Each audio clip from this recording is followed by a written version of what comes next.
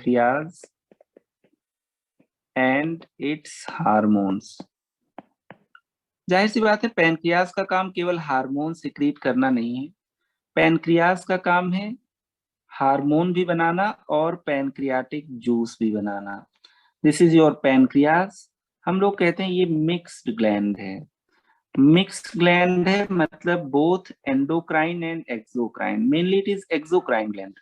Exocrine gland मतलब इसके पास अपनी डक्ट प्रेजेंट होगी, राइट, क्योंकि यहाँ पे पैनक्रियाटिक डक्ट हो गया। तो अगर किसी ग्लैंड के पास अपनी डक्ट हो तो ये क्या हो गया, एक्सोक्राइन ग्लैंड हो गया। और हम लोग कहते हैं ये पैनक्रियाटिक जूस सिक्रीट करेगा which is very rich in enzymes. This will help in digestion of food digestion, right. Unlike other exocrine glands इसके पास एंडोक्राइन पार्ट भी है, फूड डाइजेशन। एंडोक्राइन पार्ट है मतलब इसके पास कोई डक्ट नहीं है एंडोक्राइन वाले पार्ट के पास। एंडोक्राइन वाला पार्ट आइलेट्स ऑफ लैंगरहैंस, यहीं पे कुछ सेल्स होती हैं, आइलेट्स ऑफ लैंगरहैंस, राइट, यहीं पे कुछ सेल्स होती हैं। हम लोग कहते हैं alpha beta delta F cells, alpha beta delta and F cells. इन्हीं में से कुछ जैसे आपके इंसुलिन, राइट, हम लोग कहते हैं दे सिक्रीट हार्मोन्स। तो ये तो सबको पता है एंडोक्राइन ग्लैंड्स आपके क्या सिक्रीट करते हैं, हार्मोन सिक्रीट करते हैं। अब यहाँ पे अगर हम लोग इसी लेक्चर को, इसी चीज को और नीचे लेके आए, कुछ डायग्राम्स वगैरह भी देख लें, कुछ इस तरीके से पैनक्रियाज होता है आपका, राइट, लिवर गॉल ब्लैडर और डिओडनम से डायरेक्टली रिलेटेड होता है। हम लोग कहते हैं दिस इज योर पैनक्रियाज। कुछ इस तरीके से head neck body and tail होता है। यहाँ पे पैनक्रियाटिक डक्ट है। इसी में आप लोग देख पा रहे हो आइलेट ऑफ लैंगरहैंस है जिसमें बीटा डेल्टा अल्फा सेल्स, ये सारी सेल्स हैं, राइट। हम लोग यहाँ पे पैनक्रियाज एंड इट्स रिलेशंस इस डायग्राम को देखे हैं। अब और एक सिंपल डायग्राम लेते हैं, राइट। यहाँ पे आप लोग देख पा रहे हो पैनक्रियाज है और वहीं पे हम लोग आइलेट ऑफ लैंगरहैंस, राइट, इस पार्ट को देख रहे हैं जो कि आपका एंडोक्राइन पार्ट है जिसमें different cells different hormone secrete करेंगे। जैसे एफ सेल्स हैं, अल्फा सेल्स हैं, डेल्टा सेल्स हैं, बीटा सेल्स हैं, राइट। इसके पास पैनक्रियाटिक डक्ट से केवल पैनक्रियाटिक जूस निकलेगा, हार्मोन्स यही सिक्रीट होकर लोकल एनवायरनमेंट में आ जाएंगे और यहीं से ब्लड में चले जाएंगे। Okay, we are discussing pancreas and its hormones. हम लोग एक्सोक्राइन पैनक्रियाज की बात डाइजेस्टिव सिस्टम में देखेंगे, जीआईटी में देखेंगे। अभी हम लोग जीआईटी नहीं पढ़ रहे हैं, अभी हम लोग एंडोक्राइन सिस्टम पढ़ रहे हैं। यहाँ पे पैनक्रियाज के कौन कौन से सेल्स होते हैं उनका डिस्कशन कर लेते हैं। इस डायग्राम से हमें आइडिया लग जा रहा है पैनक्रियाज के आइलेट ऑफ लैंगरहैंस में कितने टाइप के सेल्स प्रेजेंट हैं।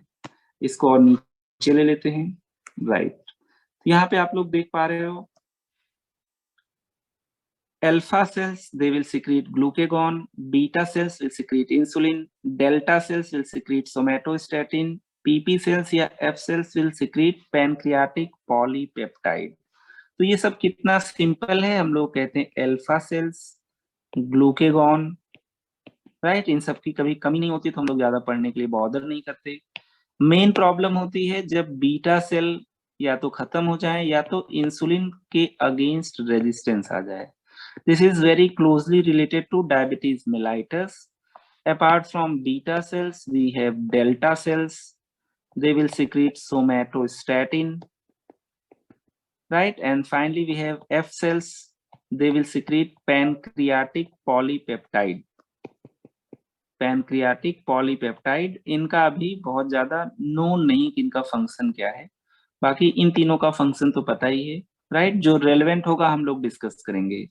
इस तरीके से हमारे पास पैनक्रियाज है, इसका एक्सोक्राइन पार्ट है, इसका एंडोक्राइन पार्ट है। एंडोक्राइन पार्ट मतलब आइलेट ऑफ लैंगरहैंस जिनके पास इतने डिफरेंट वेराइटी ऑफ सेल्स हैं।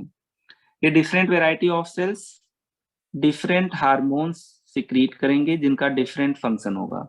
एक और डायग्राम लेते हैं जिसमें चीजों को हम लोग समराइज कर सकते हैं कि कौन कौन से हार्मोन यहाँ पे रिलीज हो रहे हैं। आई होप कि एक डायग्राम और मैंने क्लिक किया हो, राइट। जो मेन है उसी को हम लोग डिस्कस करेंगे, राइट। बाकी आप लोगों ने फिजियोलॉजी वगैरह में पढ़ा होगा। ये रहा, यहाँ पे अभी तक भी हम लोगों ने ये डिस्कस किया है, alpha cells will secrete glucagon, beta cells will secrete insulin, right. Insulin पहले प्रो इंसुलिन के फॉर्म में होता है और उसमें सी पेप्टाइड लगा होता है, बाद में वो निकल जाता है। एमाइलिन एक एपेटाइट हार्मोन भी सिक्रीट करता है। Delta cells will secrete somatostatin, right. F cells या pancreatic polypeptide cells will secrete pancreatic polypeptide, right. तो ये आपका अरेंजमेंट होता है पैनक्रियास का, किस तरीके से एंडोक्राइन और एक्सोक्राइन पार्ट है। यहाँ पे दो हार्मोन्स होते हैं जिनकी डिफिशियंसी से डायबिटीज होता है। जैसे हम लोग कहते हैं पैनक्रियाज है, पैनक्रियाज से रिलेटेड है इंसुलिन, ये तो हम लोगों ने देख लिया है।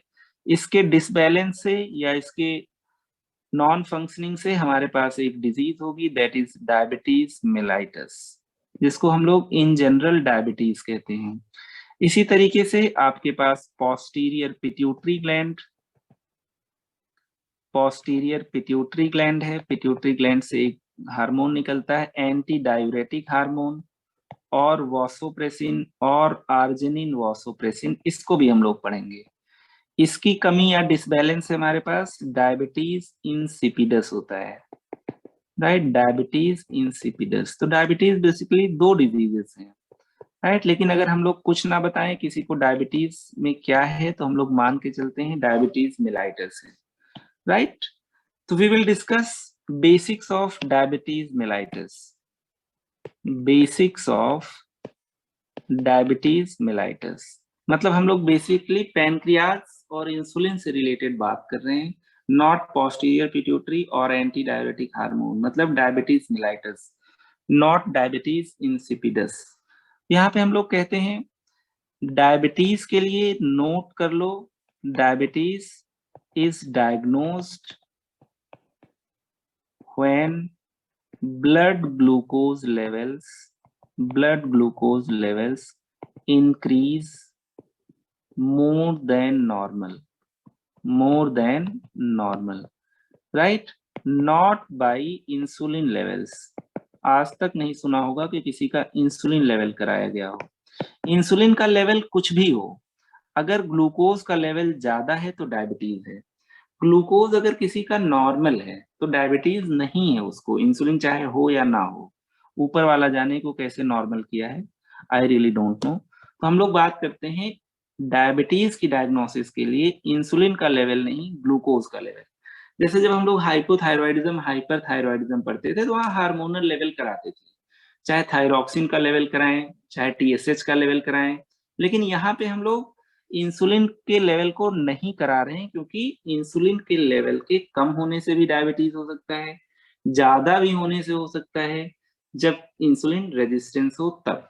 तो हम लोग यहाँ पे बात करते हैं, जैसे मान लीजिए किसी का पैनक्रियाज है, राइट। पैनक्रियाज से बीटा सेल्स को आप फुली डिस्ट्रॉय कर दीजिए, राइट, फुली डिस्ट्रॉय, कहानी खत्म।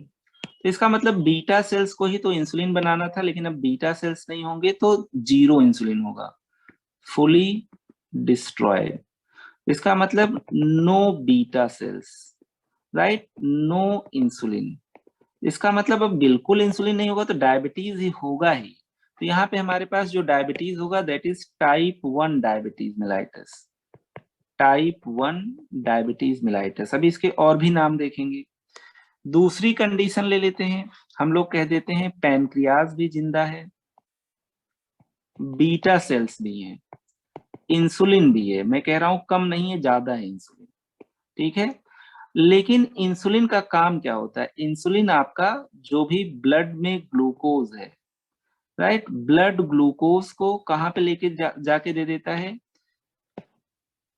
सेल को दे देता है, सेल के अंदर ग्लूकोज भेज देता है, और ये आपका हो गया इंसुलिन रिसेप्टर। अभी इंसुलिन रिसेप्टर लिखते हैं, एक्चुअली ये ग्लूट रिसेप्टर्स होते हैं, इंसुलिन रिसेप्टर, राइट। तो इंसुलिन की वजह से ये ग्लूकोज कहाँ चला जाता है, सेल के अंदर चला जाता है, right.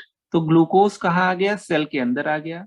Therefore blood glucose level decreases, right, blood glucose कम हो गया, सेल के अंदर ग्लूकोज चला गया। तुम लोगों को पता है ग्लूकोज सेल के अंदर जाएगा तभी सेल को एनर्जी मिलेगी। ओके, तो हम लोग कहते हैं इंसुलिन का मेन काम होता है ग्लूकोज को सेल के अंदर भेजना with help of insulin receptor. अगर इंसुलिन रिसेप्टर पे आपका इंसुलिन काम करेगा तभी ग्लूकोज सेल के अंदर जाएगा। तो हम लोग क्या कहते हैं, therefore insulin acts on insulin receptor. This is insulin receptor, right? insulin receptor। और उसके बाद क्या करता है, facilitates entry of glucose into cell, right? Cell के अंदर चला जाएगा मतलब ब्लड में कम हो जाएगा। This facilitates entry of glucose into cell, glucose into cell। Intracellular glucose increase हो गया, therefore blood glucose level decreases. हम लोग यही कहते हैं अगर किसी में डायबिटीज नहीं है, इंसुलिन ठीक से काम कर रहा है तो ब्लड ग्लूकोज कम होगा। लेकिन यहाँ पे हम लोग क्या कहते हैं, कभी कभी ये रिसेप्टर आपका ओबे नहीं करता इंसुलिन को, right, but sometimes there is insulin resistance.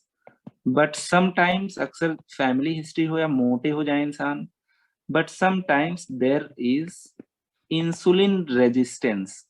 इसका मतलब है इंसुलिन अपने रिसेप्टर पे काम नहीं कर पाएगा। जैसे मान लीजिए मैंने कह दिया ये सेल है, राइट, ये इंसुलिन रिसेप्टर है और ये इंसुलिन है और ये ग्लूकोज है, ये ब्लड है, राइट। इंसुलिन अपने रिसेप्टर पे काम ही ना कर पाए तो ये ग्लूकोज आपका सेल के अंदर अब नहीं जाएगा, इसका मतलब ब्लड ग्लूकोज लेवल हाई हो जाएगा। तो हम लोग यही कहते हैं कि यहाँ पे इंसुलिन रेजिस्टेंस है, इंसुलिन रेजिस्टेंस है, मतलब इंसुलिन को उसका रिसेप्टर काम नहीं करने दे रहा है, रेजिस्ट कर रहा है। Therefore blood glucose level will increase, cell के अंदर ग्लूकोज कम हो जाएगा, ब्लड ग्लूकोज लेवल इंक्रीज होगा, इसका मतलब यहाँ पे फिर से डायबिटीज हो गया। This is known as type 2 diabetes mellitus, type 2 diabetes mellitus. ठीक है, ये बेसिक बता रहे हैं, अभी हम लोग डायबिटीज एक्सेस पढ़ नहीं रहे हैं। हम लोग क्या कह रहे हैं, इंसुलिन की वजह से ग्लूकोज अप एंड डाउन होगा, लेकिन अगर ग्लूकोज इंक्रीज है तभी डायबिटीज है, राइट। लेकिन यहाँ पे अगर हम लोग पैथोफिजियोलॉजी की तरफ जाएं तो बीटा सेल्स अगर पूरी तरीके से डिस्ट्रॉय हो जाए तो एब्सोल्यूट इंसुलिन डिफिशियंसी होगी, जाहिर सी बात है जरा सी भी इंसुलिन सेल के अंदर नहीं जा पाएगी, सब की सब ब्लड में रहेगी, it will lead to type 1 diabetes mellitus. अक्सर जो डायबिटीज हम लोग देखते हैं मोटे लोगों में, फैमिली हिस्ट्री, राइट, जो आलसी होते हैं, इंसुलिन उनमें कम नहीं होता बल्कि ज्यादातर केसेस में ज्यादा रहता है, लेकिन आलसी होने की वजह से, मोटापे की वजह से इंसुलिन रिसेप्टर नाराज हो जाता है, ये ग्लूकोज ये इंसुलिन को ओबे नहीं करता है, राइट, जिसकी वजह से अगर इंसुलिन रिसेप्टर इंसुलिन का काम नहीं करेगा तो जाहिर सी बात है ग्लूकोज आपके सेल के अंदर नहीं जा पाएगा। तो सेल के अंदर नहीं जा पाएगा तो ब्लड में होगा, blood glucose level will increase. तो in either of the case, चाहे इंसुलिन बिल्कुल ना हो, चाहे इंसुलिन होके भी काम ना कर पा रहा हो, तो हमें क्या मिलेगा, ब्लड ग्लूकोज लेवल हाई मिलेगा। ब्लड ग्लूकोज लेवल हाई मिलेगा मतलब आपका डायबिटीज है। तो पहली चीज हम लोगों ने यहाँ पे लिखी थी, डायबिटीज का मतलब ग्लूकोज का हाई होना, राइट। इंसुलिन कम भी हो सकता है, ज्यादा भी हो सकता है, नॉर्मल भी हो सकता है, दिस इज वेरी इंपॉर्टेंट। आगे चल के जब डायग्नोसिस करेंगे, फास्टिंग ब्लड शुगर देखेंगे, पोस्ट प्रैंडियल देखेंगे, राइट, तो उसे हमें आइडिया लग जाएगा कि किसमें किस टाइप का हाइपरग्लाइसीमिया है और किस तरीके से उसको इंसुलिन या ओरल हाइपोग्लाइसीमिक एजेंट्स देके हम लोग बैलेंस करेंगे। यहाँ पे अगर हम लोग बात करें, diabetes mellitus is of 2 types, diabetes mellitus is of 2 types, DM, right.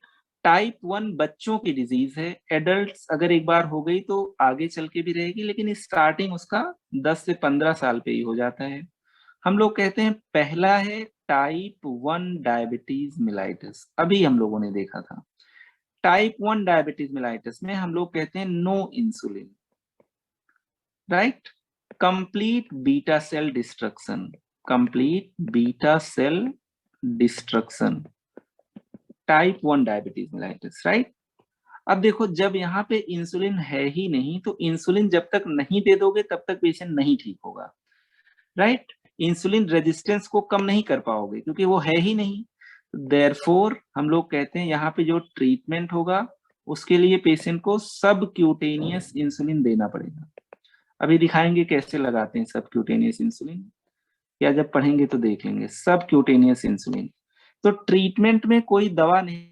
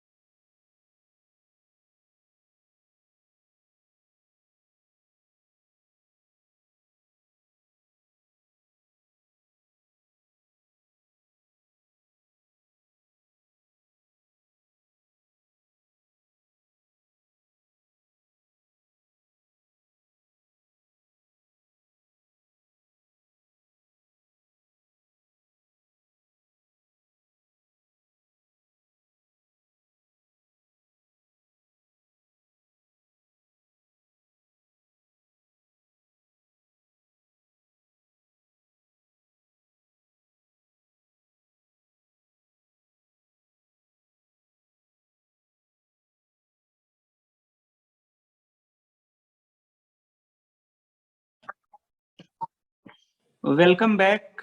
Mic on कर दिया है, क्या मेरी आवाज अभी मिल रही है? और मैं कितनी देर के लिए गायब था?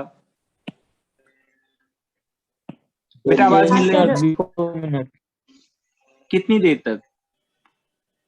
Before 2 minute. 2 मिनट। टाइप 1 पे सर समझा दीजिए फिर। चलो ठीक है, तो हम लोग बात कर रहे हैं कि डायबिटीज मेलाइटस कितने टाइप का होगा? 2 टाइप का। एक टाइप 1 है डायबिटीज मेलाइटस, दूसरा आपका क्या है, टाइप 2 डायबिटीज मेलाइटस, राइट। तो टाइप 1 की अगर हम लोग बात करते हैं तो हम लोग कहते हैं किसी के अगर बताओ सारे बीटा सेल्स डिस्ट्रॉय हो जाए तो इंसुलिन होगा कि बिल्कुल नहीं होगा? होगा, नहीं होगा। बिल्कुल नहीं होगा। राइट, तो हम लोग कहते हैं एब्सोल्यूट डिफिशियंसी। तो ब्लड ग्लूकोज लेवल कम हो जाएगा कि ज्यादा हो जाएगा? ज्यादा हो जाएगा। और अगर ग्लूकोज ज्यादा है किसी की बॉडी में तो डायबिटीज है कि नहीं है? है सर। है। अच्छा, अगर यहाँ इंसुलिन है ही नहीं तो ट्रीटमेंट में ओरल हाइपोग्लाइसेमिक एजेंट्स दोगे या बाहर से इंसुलिन दोगे? सबक्यूटेनियस बाहर। Insulin sir. तो ये इंसुलिन पे डिपेंडेंट है कि नहीं है? जी, आईडीडी है। तो इसको हम लोग क्या कह सकते हैं, ID insulin depend, right, insulin dependent diabetes mellitus, right. और अगर दूसरी तरफ हम लोग कहें यहाँ बीटा सेल्स हैं जिनकी वजह से इंसुलिन भी है, हो सकता है ज्यादा ही हो, लेकिन जो इंसुलिन का रिसेप्टर है जिसपे इंसुलिन काम करता था ये इंसुलिन को ओबे नहीं कर रहा है। तो ओबे नहीं कर रहा है तो ग्लूकोज सेल के अंदर जाएगा कि नहीं जाएगा? नहीं जाएगा। तो इंसुलिन होते हुए सेल के अंदर क्या नहीं जा रहा है, ग्लूकोज। तो ब्लड ग्लूकोज लेवल हाई होगा कि लो होगा? हाई होगा।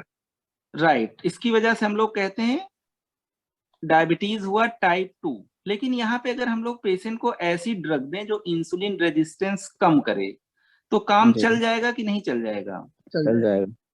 मेटफॉर्मिन हो गया, ग्लिमिप्राइड हो गया, एसेट्रा एसेट्रा, इन्हीं को हम लोग क्या कहते हैं, oral hypoglycaemic agents.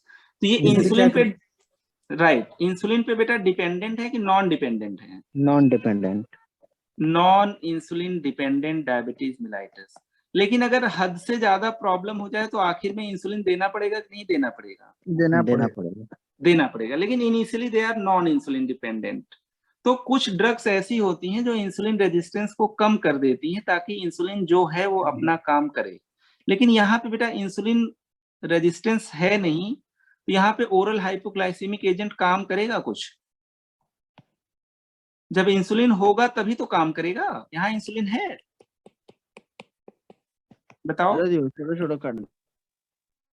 There is no insulin. तो इस तरीके से we have two types of diabetes mellitus. थोड़ी देर अपने स्क्रीन पे चलते हैं, खत्म कर लेते हैं ये बेसिक वाला टॉपिक, ताकि कल से हम लोग फ्रैंकली डायबिटीज पढ़ें। नेटवर्क थक जाता है मुझे लगता है, ये आईपैड से पढ़ाना मेरे ख्याल से थोड़ा सा वो है। चलो ठीक है, हम लोग देख रहे हैं type 1 diabetes mellitus. We are talking that there is no insulin, complete beta cell destruction, therefore blood glucose level will become high. Treatment इसका डिपेंडेंट है इंसुलिन पे।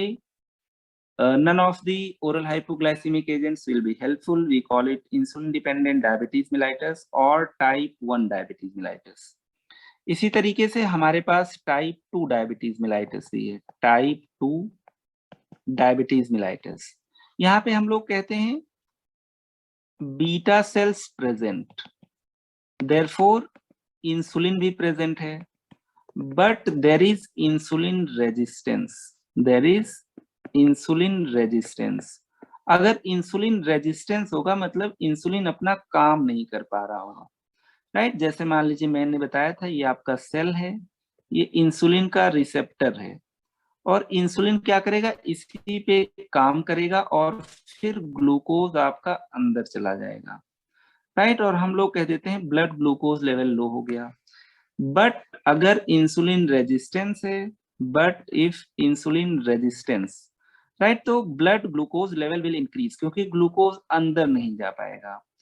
तो हमारे पास कुछ ड्रग्स हैं which decrease insulin resistance, therefore they decrease blood glucose level. तो यहाँ पे हमारे पास इंसुलिन एकमात्र चारा नहीं है, हम लोग दवा भी दे सकते हैं, known as oral hypoglycemic agents.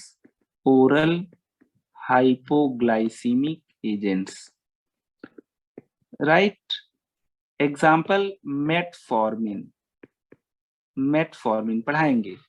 Therefore हम लोग कहते हैं इंसुलिन पे डिपेंडेंट नहीं है, हम लोग कहते हैं non insulin dependent diabetes mellitus. Non insulin dependent diabetes mellitus ज्यादातर केसेस में एडल्ट्स में जो हम लोग कहते हैं डायबिटीज है वो यही होता है।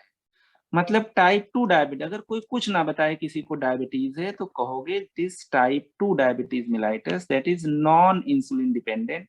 आप लोग देखते होगे बहुत सारी ड्रग्स लेते हैं, मेडिसिन लेते हैं जिनको डायबिटीज होती है, कभी ठीक होना नहीं है, राइट। आगे चल के कॉम्प्लिकेशंस अलग आने हैं, तो हम लोग कहते हैं non insulin dependent diabetes mellitus. कुछ ना बोला जाए तो non insulin dependent diabetes mellitus. इसी को थोड़ा सा समराइज कर लेते हैं। डायबिटीज मिलाइटस हम लोग कहेंगे these are of two types. एक आपका हो गया टाइप 1 डायबिटीज मिलाइटस, दूसरा हो गया आपका type 2 diabetes mellitus. This is insulin dependent diabetes mellitus, this is non insulin dependent diabetes mellitus. कितना सिंपल है। यहाँ पे नो इंसुलिन, इंसुलिन ही नहीं है तो कोई दवा देने से तो इंसुलिन बन नहीं जाएगा, तो इसका मतलब ट्रीटमेंट आपका इंसुलिन होगा। Therefore treatment is insulin, right. Subcutaneous देते हैं वो सब हम लोग आगे देखेंगे। अभी एक डायग्राम दिखा देंगे कि इंसुलिन सबक्यूटेनियस कैसे दिया जाता है, कहाँ पे ज्यादातर।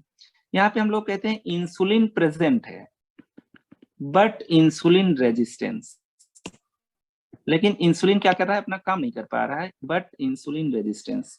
तो यहाँ पे हम लोग ट्रीटमेंट कैसे देंगे, oral hypoglycaemic agents which decrease insulin resistance, right, therefore decrease blood glucose level, right. तो ट्रीटमेंट यहाँ पे क्या है, ओरल हाइपोग्लाइसेमिक एजेंट है, यहाँ पे ट्रीटमेंट वो है। एग्जाम्पल आगे चल के देखेंगे, ग्लिमिप्राइड, राइट, ग्लिप्टिन्स जैसे सीटाग्लिप्टिन, विल्डाग्लिप्टिन, ग्लिप्टिन्स, ग्लिटाजोन्स या मेटफॉर्मिन जो कि सबसे ज्यादा यूज की जाने वाली एंटी डायबिटिक ड्रग है। तो इस तरीके से हम लोग बहुत सिंपली देख पा रहे हैं कि डायबिटीज दो टाइप की होती है, मतलब बेसिक्स ऑफ डायबिटीज, और डायबिटीज को डायग्नोज करेंगे इंक्रीज ग्लूकोज लेवल से। लेकिन अगर इंसुलिन बिल्कुल नहीं होगा तो भी ग्लूकोज लेवल बढ़ेगा, इंसुलिन के अगेंस्ट रेजिस्टेंस होगा तो भी ग्लूकोज बढ़ेगा। तो इस बेसिस पे दो टाइप के आपके पास डायबिटीज हैं। अगर रेजिस्टेंस है तो उसको ओवरकम किया जाता है ओरल हाइपोग्लाइसीमिक एजेंट से। हम लोग कहते हैं यहाँ पे इंसुलिन ना भी दो, इंसुलिन पे पेशेंट ना भी डिपेंड रहे तो भी ठीक रहेगा, राइट। तो we call it non insulin dependent diabetes mellitus. लेकिन यहाँ पे हमें लाइफ लॉन्ग सबक्यूटेनियस इंसुलिन देना पड़ेगा। टाइप 2 में भी हमें अगर आउट ऑफ कंट्रोल हो जाए तो वहां पे भी हमें इंसुलिन देना पड़ सकता है लेटर स्टेजेस में। कुछ इस तरीके से हम लोग कैलकुलेट करते हैं कि किसी को कितना इंसुलिन की रिक्वायरमेंट है, उसी हिसाब से हम लोग क्या देते हैं, इंसुलिन की डोज देते हैं, right. This is administration of subcutaneous insulin. बताएंगे कितना डोज बैठता है। This is subcutaneous insulin, okay. तो ये बहुत सिंपल लेक्चर था और हम लोगों ने केवल basics of pancreas and it hormones and basics of diabetes mellitus देखे हैं। कल हम लोग टाइप 1 और टाइप 2 डायबिटीज डिटेल में पढ़ेंगे, राइट। इनफैक्ट टाइप 2 डायबिटीज पढ़ेंगे। टाइप 1 एक बच्चों की डिजीज है, वो अलग बात है, वो एडल्टहुड में कंटिन्यू रहती है, ठीक नहीं।